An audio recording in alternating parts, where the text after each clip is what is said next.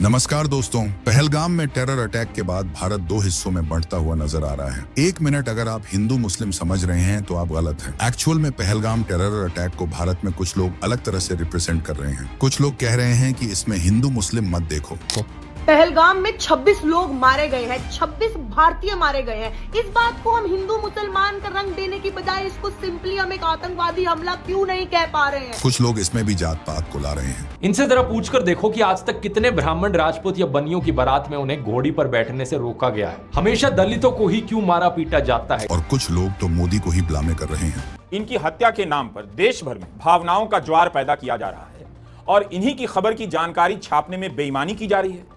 जो सरकार की तरफ से बताया गया उसमें बातों को कैसे घुमाया गया है, बहाने कैसे कैसे बनाए गए हैं, हम इसकी भी बात करेंगे। ये लोग आपको ये नहीं बताएंगे कि पाकिस्तान की सीमा राजस्थान से भी लगती है, गुजरात से भी लगती है और पंजाब से भी लगती है। पर टेरर अटैक सिर्फ कश्मीर में होता है क्योंकि आतंकियों को कश्मीर में लोकल सपोर्ट मिलता है। पर ये कहते हैं कश्मीर में लोगों ने शोक मनाने के लिए बंद लगाया, किसी ने एकता दिखाने के लिए मार्च की तो किसी ने कैंडल लाइट मार्च निकाली। जबकि कश्मीरियों की आइडियोलॉजी क्या है वो हम सबको पता है। 28 लोगों की जान चली गई।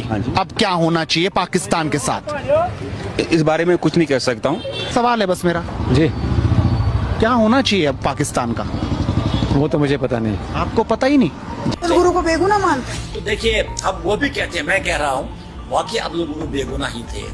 दुश्मन सिर्फ बॉर्डर के उस पार नहीं होता, घर के अंदर भी होता है। ये लोग कहते हैं कि 2014 के बाद से भारत में हिंदू मुस्लिम हो रहा है। स्टाइल इमेज जिस पर कैप्शन लिखते हैं धर्म पूछा जाति नहीं। दूसरी बात इस पोस्ट से पता चलती है कि बीजेपी वाले देश में धार्मिक नफरत फैलाते रहेंगे, जबकि 2014 से पहले इसकी आपको कोई बात भी कहीं सुनने को नहीं मिलती थी। तो इनसे मैं ये पूछना चाहता हूँ कि 1947 में फिर किस बात का बंटवारा हुआ था? ये वीडियो में हिंदुओं की जाति के बारे में बात करते हैं पर मुस्लिम धर्म के बारे में नहीं बोलते। नॉइस आप लोग कभी ठंडे दिमाग से इन लोगों का वीडियो देखना, आपको इनकी बातें और पाकिस्तानी मीडिया की बातें एक जैसी लगेंगी। पाकिस्तान भी चाहता है कि मोदी पावर से हट जाए और यह भी यही चाहते हैं। ये लोग अपने वीडियो में पाकिस्तान को क्रिटिसाइज नहीं करते क्योंकि इनके 3040 व्यूअर्स वहीं से ही आते हैं। ये लोग सरकार को जिम्मेदार ठहराते हैं और इनके हर वीडियो की स्क्रिप्ट एक जैसी ही होती है। ये खुद धर्म जाति के बारे में सबसे ज्यादा बातें करते हैं और फिर हर वीडियो में बीजेपी और मोदी को ही ब्लामे करते हैं। ये भाई साहब ने तो बंगाल पे वीडियो ही नहीं बनाया। अगर बंगाल में बीजेपी की सरकार होती तो 10 वीडियो आ जाते। वहीं इनके पापा तो अलग ही लेवल पे भारत ने इंडस वाटर ट्रीटी को सस्पेंड किया, जिसके चलते पाकिस्तान पगला गया है। वो इसे एक्ट ऑफ वॉर कह रहा है, पर भारत में ये जनाब इसका भी मजाक बना रहे हैं। अगर भारत नदियों के बहाव को बदलने चलेगा तो क्या चीन को भी बहाना मिल जाएगा कि वह ऐसा करे?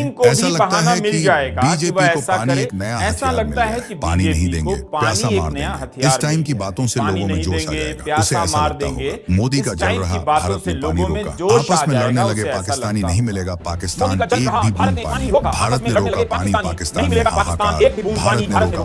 पाकिस्तान में हाहाकार। भारत ने रोका पानी, पाकिस्तान में था इमाम। भारत ने रोक दिया पानी, पाकिस्तान में मची चीख पुकार। पिज़्ज़ा पानी पाउडर संबंध। ये पूरा वीडियो पानी को स्टोर करने पे बना रहे हैं, जबकि भारत सरकार का प्लान ही नहीं है। भारत सरकार ने इंडस वाटर ट्रीटी को सस्पेंड किया है, जिसके चलते भारत सरकार कब पानी डैम में स्टोर करेगी, कब छोड़ेगी, वो पाकिस्तान को नहीं बताएंगे, जिसके बाद पाकिस्तान में ये होगा। पीओके के मुजफ्फराबाद में अचानक से बाढ़ आ गई। झेलम नदी में बाढ़ से दहशत में आए हैं लोग। अचानक आए सैलाब के बीच इमरजेंसी का ऐलान किया गया। पाकिस्तान ने भारत पर लगाया झेलम का पानी छोड़ने का आरोप।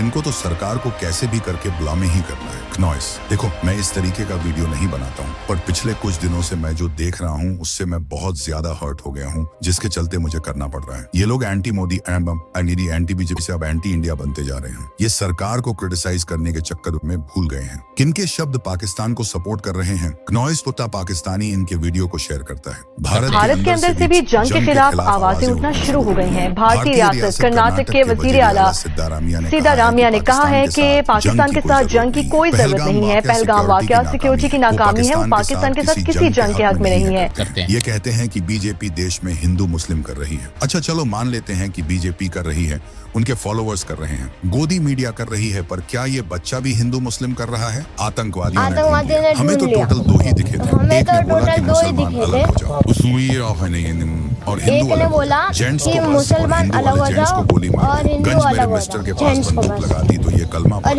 उनसे सिर्फ इतना पूछा मुस्लिम, किसी ने बोला हाँ, तो कलमा पढ़ के बताओ। और अगर कलमा भी पढ़ती उसके बाद उसने बोला कि अपने नीचे के कपड़े खोल के बताओ। और उन्होंने बोला कि खातून नहीं है, तुम्हारा तो सीधे गोली मार। मेरे सामने उन्होंने 6 लोगों को गोली मारी। नीचे के कपड़े खोल के बताओ।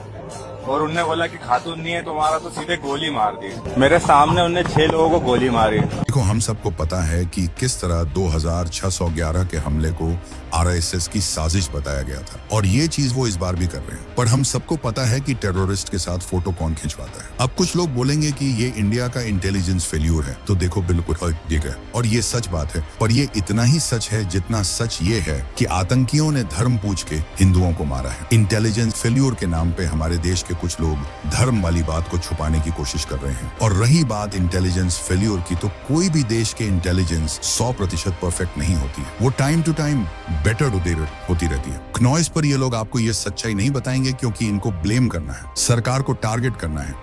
Look, as far as intelligence failure is concerned, it's obvious that there was not foolproof intelligence. Obviously, there was some failure. But we've got the example of Israel, October 7th. The world's best intelligence services, according to everybody, were taken by surprise on October 7th just 2 years ago.